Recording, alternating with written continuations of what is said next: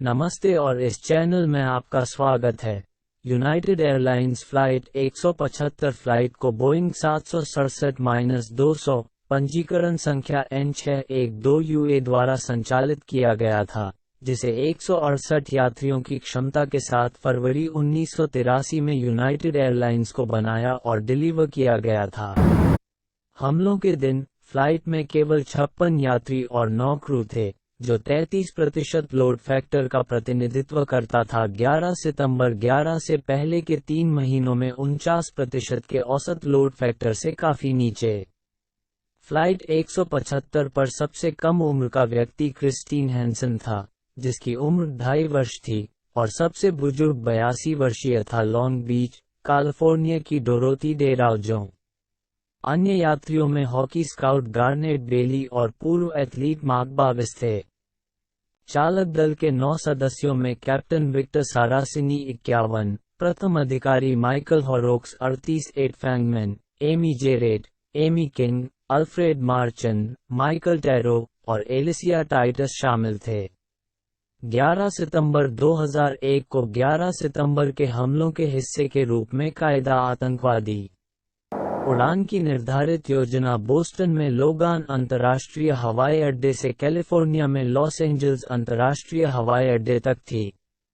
Boeing 767-200 विमान 65 यात्रियों और चालक दल को ले जा रहा था, जानबूझकर न्यूयॉर्क शहर में वर्ल्ड ट्रेड सेंटर के दक्षिण टॉवर में दुर्घटनाग्रस्त हो गया, जिससे सभी सवार तुरंत मारे गए और इमारत के प्रभाव में या उससे ऊपर के लगभग 600 लोगों की मौत हो गई। क्षेत्र यह उस दिन हुई 4 दुर्घटनाओं में से दूसरी सबसे घातक दुर्घटना थी। विमान और जमीनी हताहतों की संख्या के मामले में केवल अमेरिकन एयरलाइंस फ्लाइट 11 से आगे निकल गई। उड़ान के 28 मिनट बाद अपहर्ताओं ने जबरन कॉकपिट का उल्लंघन किया, कप्तान विक्टर सारासिनी और प्रथम अधिकारी माइकल हॉरोक्स की हत्या कर दी और शेष यात्रियों और चालक दल को विमान के पीछे की ओर जाने के लिए मजबूर कर दिया। मुख्य अपहरणकर्ता मारवान अल-शेही, जिसने हमलों की तैयारी के लिए एक पायलट के रूप में प्रशिक्षण लिया था, ने विमान पर नियंत्रण कर लिया।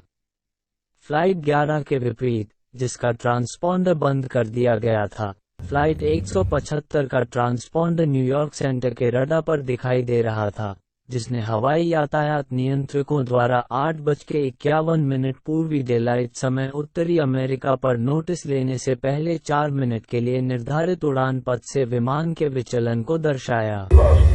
इसके तुरंत बाद उन्होंने कॉकपिट से संपर्क करने के कई असफल प्रयास किए।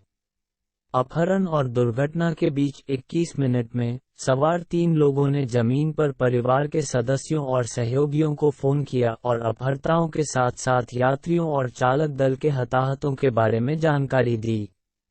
विमान 9:03 बजे टॉवर 2 दक्षिण टॉवर में दुर्घटनाग्रस्त हो गया। फ्लाइट 175 के अपहरण को फ्लाइट 11 के साथ समन्वित किया गया था, जिसने 17 मिनट पहले टॉवर 1 उत्तरी टॉवर की ऊपरी मंजिलों पर हमला किया था।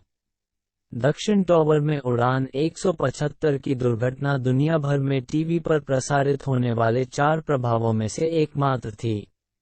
दुर्घटना और बाद में आग लगने के कारण दक्षिण टॉवर 55 मिनट बाद 9:58 पर ढह गया, जिसके परिणामस्वरूप सैकड़ों अतिरिक्त हताहत हुए।